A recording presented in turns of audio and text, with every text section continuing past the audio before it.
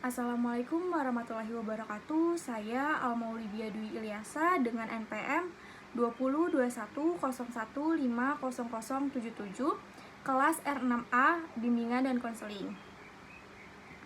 Di sini saya akan melakukan penilaian tugas akhir dengan mata kuliah praktek lab konseling perorangan.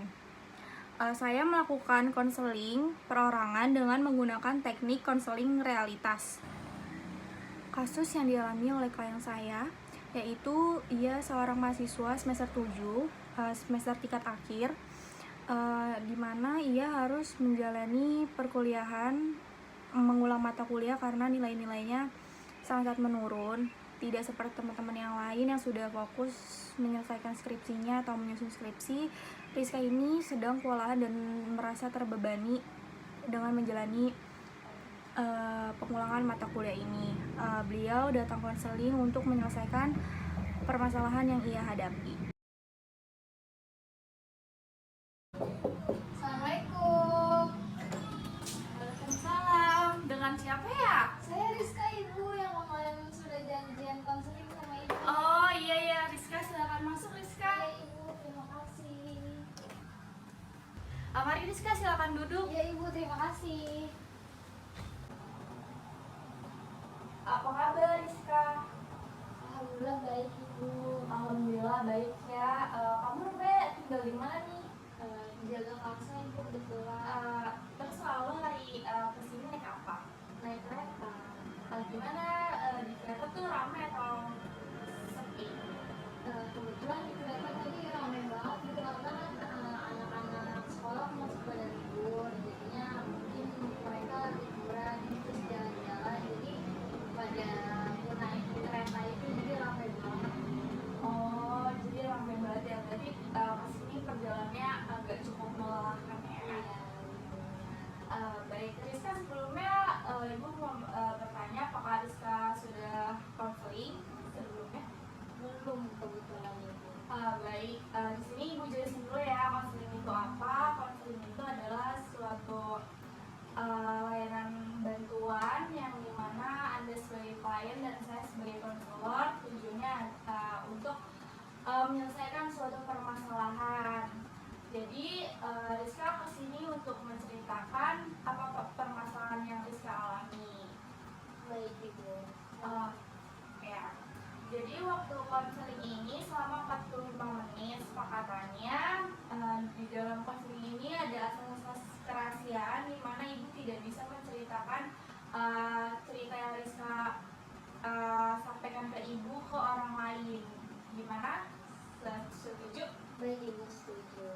Baik, jadi kita udah sepakat, jadi Ibu bisa merahasiakan ini. Jadi orang lain itu tidak mengetahui akan permasalahan yang kamu hadapi. Sekarang kalau Ibu boleh tahu nih, apa permasalahan yang sedang kamu hadapi? Begini Bu, saat ini saya sedang terbebani dengan tugas kuliah saya, ditambah lagi saya juga mengikuti kuliah semester pendek Bu untuk memperbaiki nilai-nilai saya. Oh, sebelumnya Ibu mau konfirmasi nih, kuliah pendek itu sama aja seperti ngulang matkul ya? Iya Ibu. Oh ya, terus apa lagi yang kamu rasakan nih? Terus saya juga kayak merasa kewalahan, terus pusing juga karena saya capek harus menjalani ini semua. Ibu boleh bertanya, jadi berapa banyak nih mata kuliah yang nilainya harus kamu perbaiki? Sebenarnya banyak banget Ibu, karena saya tuh merasa kurang fokus dalam menjalani ini. Jadi saya mengulang matkul itu sebanyak 12 mata kuliah Bu. Wow, banyak juga ya. Kalau boleh tahu juga bagaimana sih cara Rizka belajar saat semester yang kemarin, bisa kamu ceritakan pada Ibu? Bisa Ibu, sebenarnya memang saya akui saya senang sekali untuk menunda-nunda kerjaan kuliah saya, tugas saya, terus pokoknya masih banyak main-mainnya. Saya juga senang untuk membuang waktu dengan pergi bermain dengan teman-teman saya,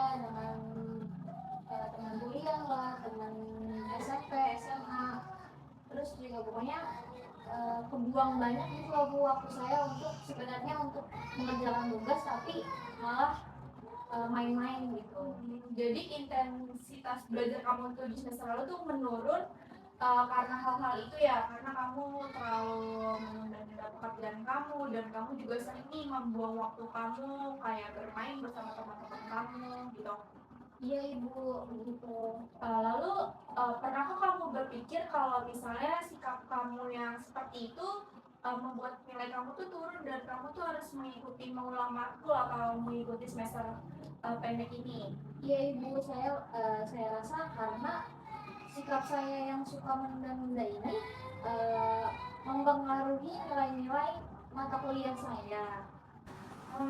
Saya jadi bisa merasakan nih perasaanmu yang kamu rasakan.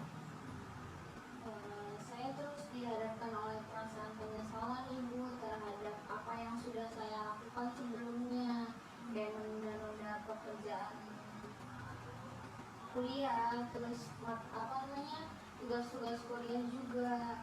Perasaan bersalah itu terus menerus tuh kayak menghantui saya Bu, dan saya sudah terlalu banyak merepotkan kedua orang tua saya. Saya sudah menghabiskan banyak uang, tenaga, dan waktu saya. Saya benar-benar menyesal Ibu.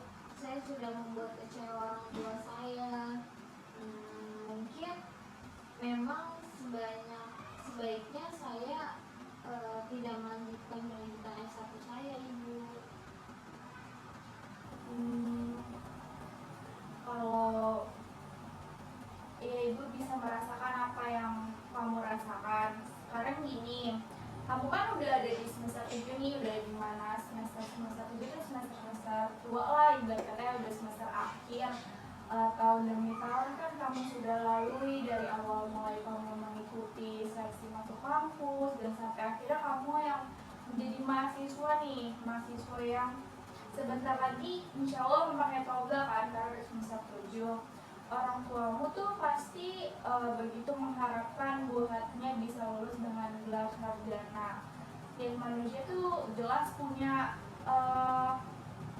keadaan yang sulit untuk di dalam hidupnya ini seperti kamu saat ini. Tapi percayalah di balik semua problem hidup kamu pasti ada jalan keluarnya untuk menemukan apa itu arti sebuah kebahagiaan.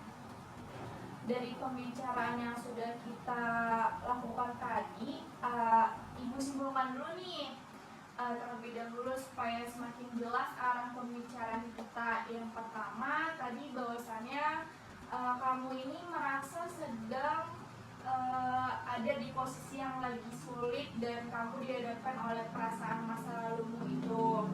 Kedua, bahwa kamu tuh merasa tidak sanggup menghadapi keadaan ini dan kamu tuh memilih untuk mundur dari universitas ini dan tidak melanjutkan kuliah. Sementara kamu sendiri tuh memiliki banyak sekali impian untuk membahagiakan kedua orang tuamu.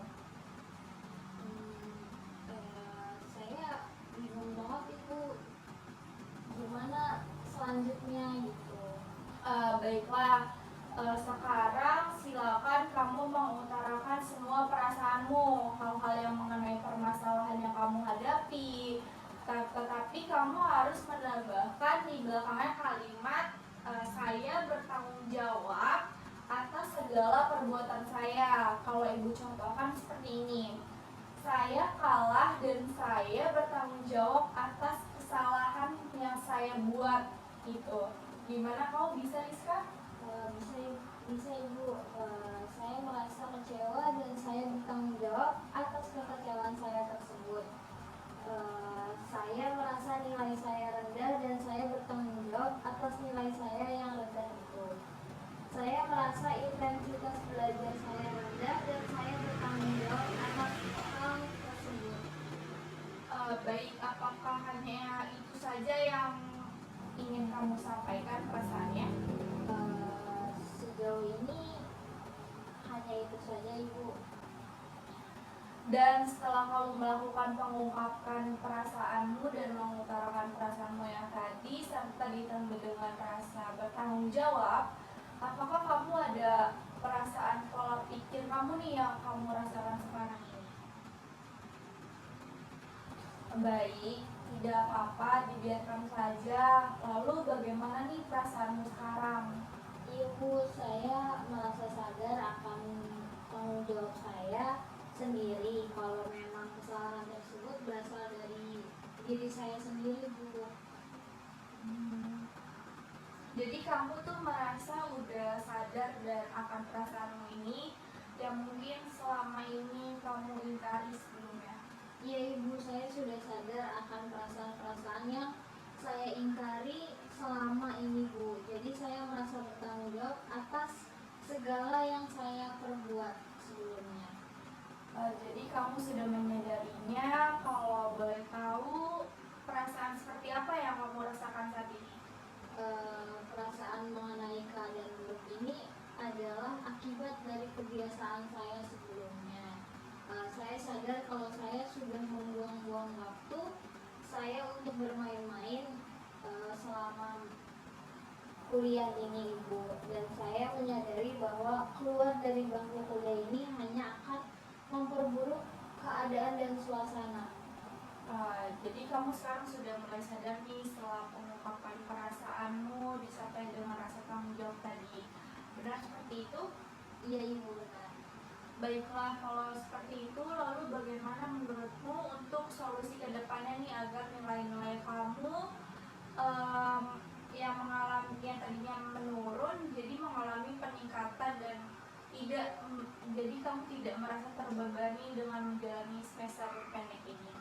Ya, Ibu, mungkin kedepannya saya akan mengintrospeksi diri terlebih dahulu atas permasalahan saya ini, dan saya sudah sadar bahwa penurunan nilai-nilai ini saya dan keikutsertaan saya pada kuliah semester pendek ini disebabkan karena saya suka menunda-nunda pekerjaan sebelumnya dan senang membuang-buang waktu, senang bermain-main, senang nongkrong-nongkrong waktu dengan teman-teman saya. Mulai sekarang saya harus bisa membagi waktu antara belajar dan bermain bersama teman saya.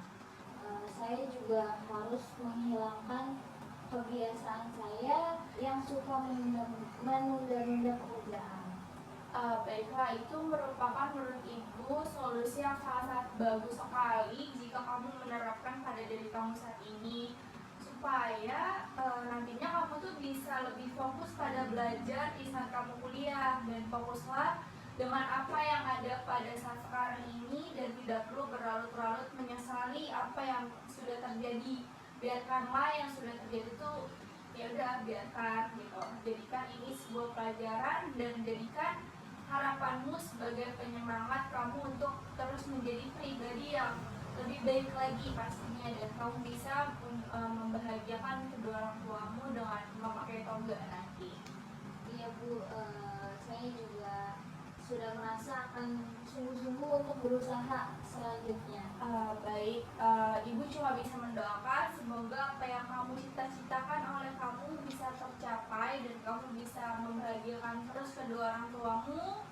Setelah berkonseling ini, tentunya kamu juga masih bisa berkonsultasi dengan Ibu, karena Ibu akan selalu memberikan waktu untuk klien Ibu untuk berkonsultasi. Mungkin hanya itu saja. Apakah ada permasalahan lain yang ingin kamu ceritakan lagi, Rizka?